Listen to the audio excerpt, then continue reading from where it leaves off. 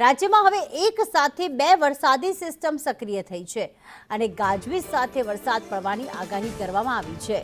પવનની ગતિ 60 થી 70 કિલોમીટર પ્રતિ કલાકની રહેશે, જેમાં સાબરકાંઠા, અરવલ્લીમાં વરસાદનું ઓરેન્જ એલર્ટ આપવામાં આવ્યું છે। આ ઉપરાંત મહીસાગર, આણંદ અને ભરૂચમાં પણ વરસાદનું ઓરેન્જ એલર્ટ અપાયું છે। રાજકોટ, અમરેલી, ભાવનગરમાં વરસાદનું ઓરેન્જ એલર્ટ, જ્યારે ગીર સોમનાથ છે, વલસાડ છે, જ્યાં વરસાદનું ઓરેન્જ એલર્ટ આપવામાં આવ્યું છે।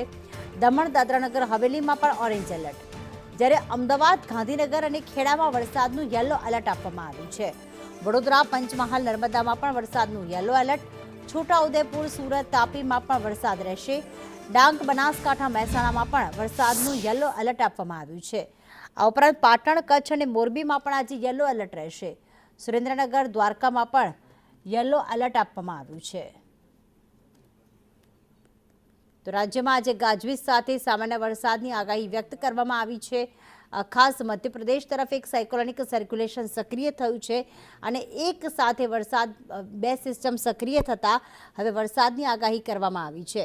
60 થી 70 કિલોમીટર પ્રતિ કલાકની ઝડપે પવન ફૂંકાશે અને ત્યારબાદ ધોધમાર વરસાદની આગાહી કરવામાં આવી છે।